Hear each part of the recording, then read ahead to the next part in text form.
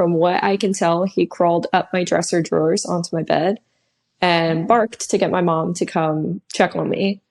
So that was his first alert, and how the trainer knew, like, this would be a good dog because he's figuring this out.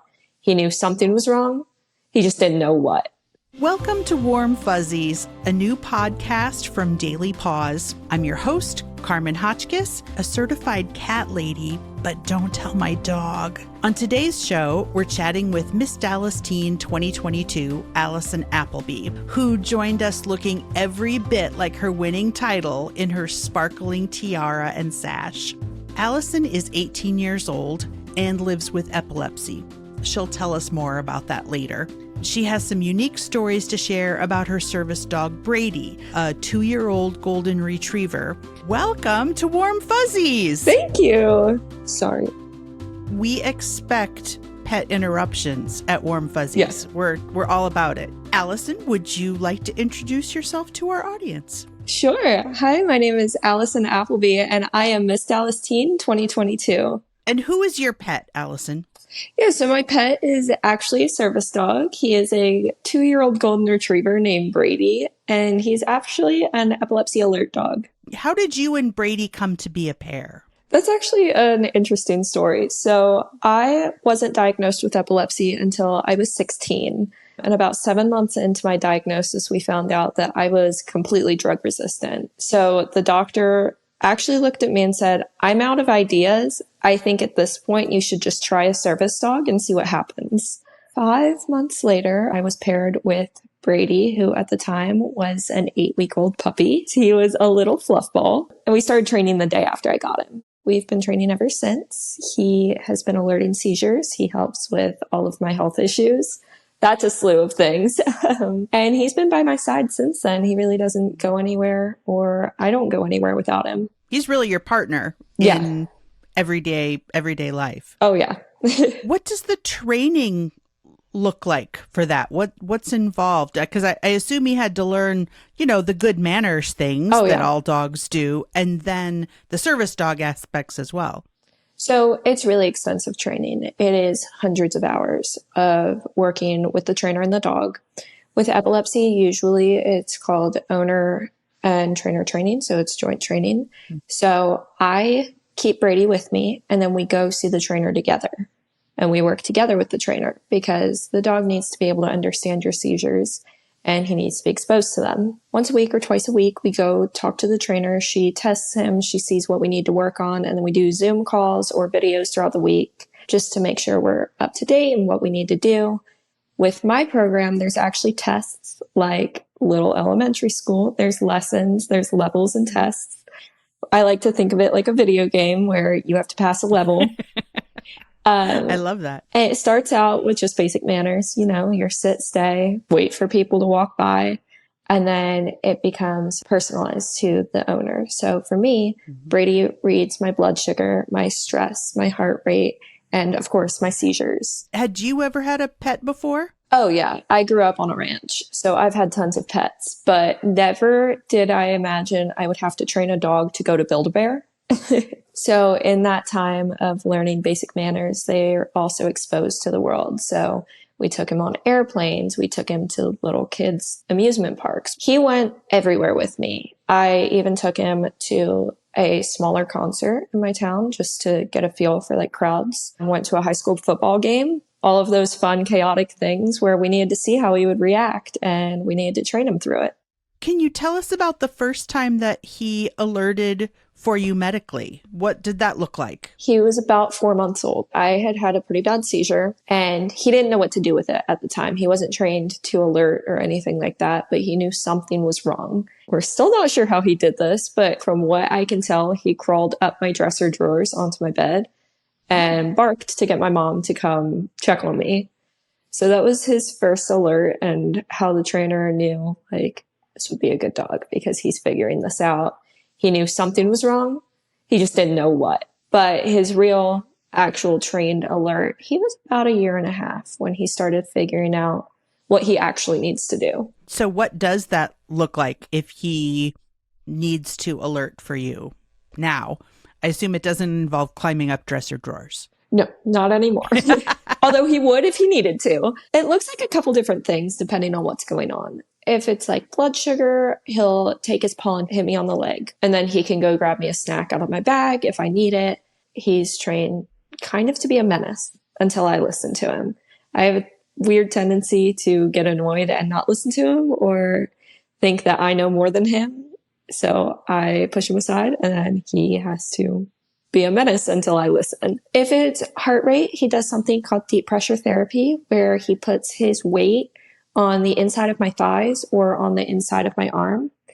And what that does is it actually lowers your heart rate. So when my heart rate spikes before a seizure, he is able to lower it. And to get me to realize I need that, he tugs on my shirt to get me to sit down so he can help me. And of course, when I am going to have a seizure, he barks uncontrollably, very loud for everyone to hear. It's letting me know that I need to go figure out what I'm going to do with the seizure. Usually it's just sit down, get comfortable, get in a safe spot, text my mom, call someone. And of course, there have been times that I don't listen or I ignore it. And then he really has to jump into action. One time I was at practice in archery and I didn't listen to him. So he went and grabbed my coach and dragged him by the shirt to come get me and check on me. So, Wow. Yeah, not every alert looks the same. It's all a little different depending on the situation. Right.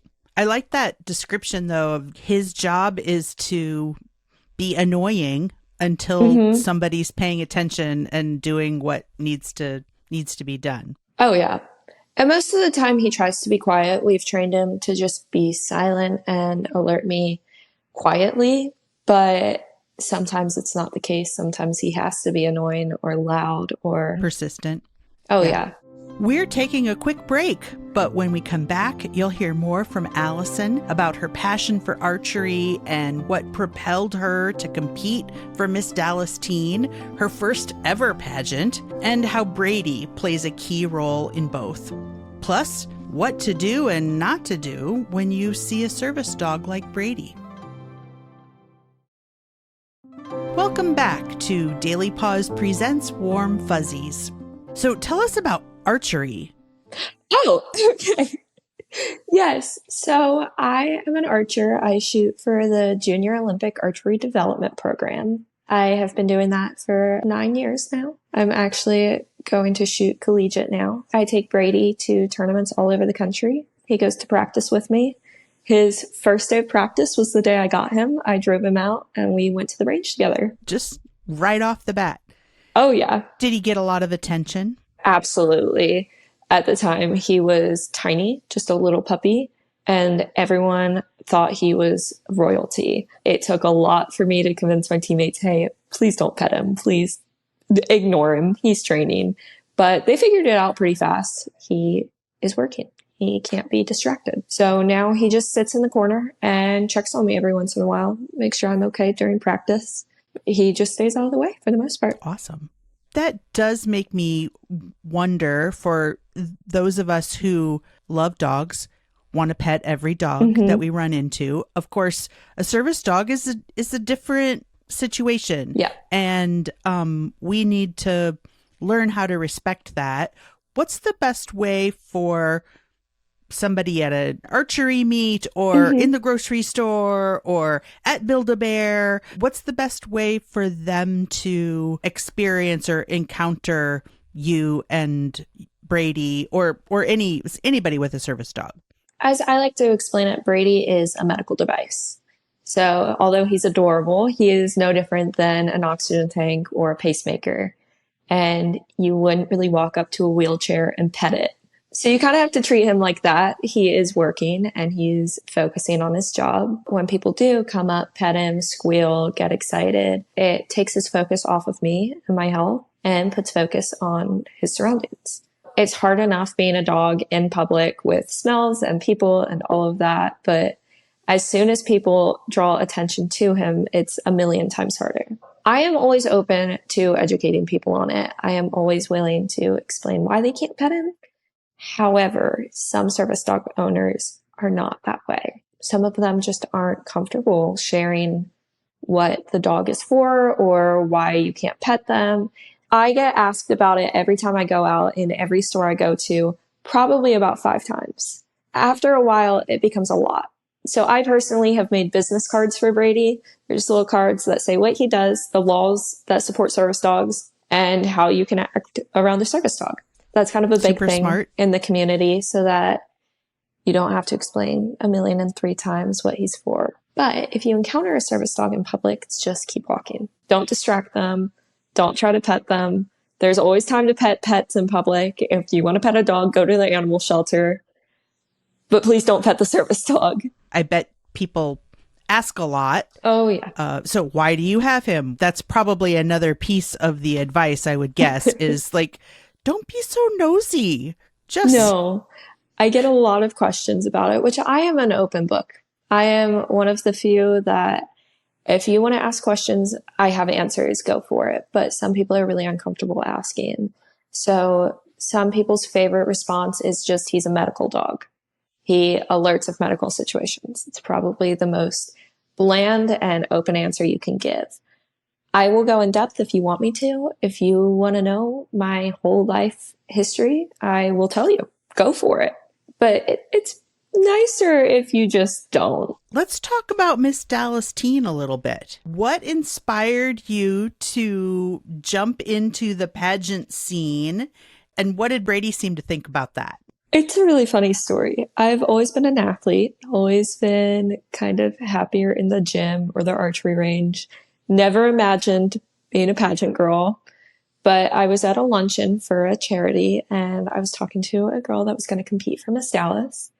And she was like, you should do it. It would be so fun. Like, sign up. We'll do it together. And a random stranger had walked past, heard the conversation, and loudly exclaimed, oh, no, sweetie, you can't do that. Pageant girls aren't disabled.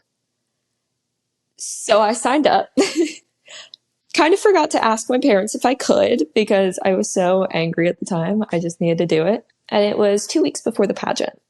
So I had no time to prepare and no idea of what I was doing. So I bought my dresses 3 days before it. Didn't know what a pageant dress was. Didn't know what an interview was. I honestly didn't know what to expect. Walked in with my dog and our goal was to have him backstage so I didn't draw attention to him.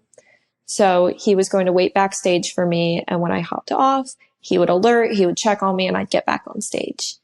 However, that was not the case. During rehearsal, he got out of his leash and ran to go check on me on stage in front of everyone. So we decided, you know what? He has to be on stage with me. We'll make it work, which we did. And he loved it. He thought it was a blast. He stayed out of the way. He did his job. He did alert on stage once, but I don't think anyone noticed. His walk was impeccable. It was better than mine. We were supported really well. What happened after that? So I won, and that was a Sunday night.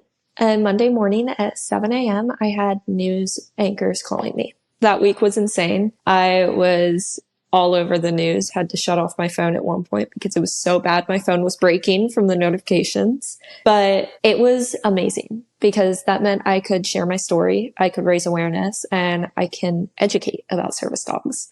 There's really not much known about them. And unfortunately, there's not much education on what they do, how they help, what to do around them. So I made it my goal that day to do as much as I can to make the world know what a service dog is. I have gone to countless events. I've spoken for countless organizations, and I wouldn't have it any other way. It's been amazing. Brady became a bigger celebrity maybe there than you ever anticipated for him. Oh, yeah. I did not expect it to take off. I didn't realize that it would be that big of a deal. And my pageant director didn't either. I remember the day it got so big on the news that I was sitting in a restaurant and I saw my face on the TV in front of me. I texted the director. I was like, is this normal? This is insane. She's like, I've never experienced this in my life. So that's kind of when I realized that Brady was more than I ever would have imagined. Last thing for our listeners, what do you wish that people knew or understood better about service animals? That they're not as easy as the public makes it seem. They are insane amounts of work.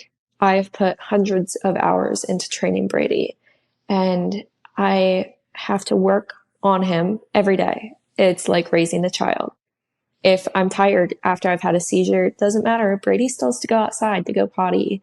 If I've had a long day at school and I need to study, well, I have to take a break. Brady needs attention, and he's not just a pet, and he's not easy. You can't just put him in a kennel for the night and go out and don't worry about it. He's like a kid, and kids are a lot of work, just like him. Thank you so much for being here today, Alison, for sharing your story Thank and you. for sharing Brady with us. He's clearly an amazing partner for you, and we wish you the best in all of your next adventures together. Thank you so much. Brady boy! There he is. Hi, are you waking up? Brady, you are a very handsome boy. Thank you.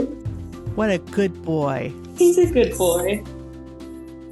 Thanks for joining us for the very first episode of Daily Paws Presents Warm Fuzzies. Be sure to follow us on Apple Podcasts, Spotify, or wherever you listen, and we'd love your feedback.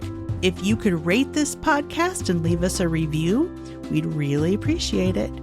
You can also find us online at dailypaws.com/warmfuzziespodcast.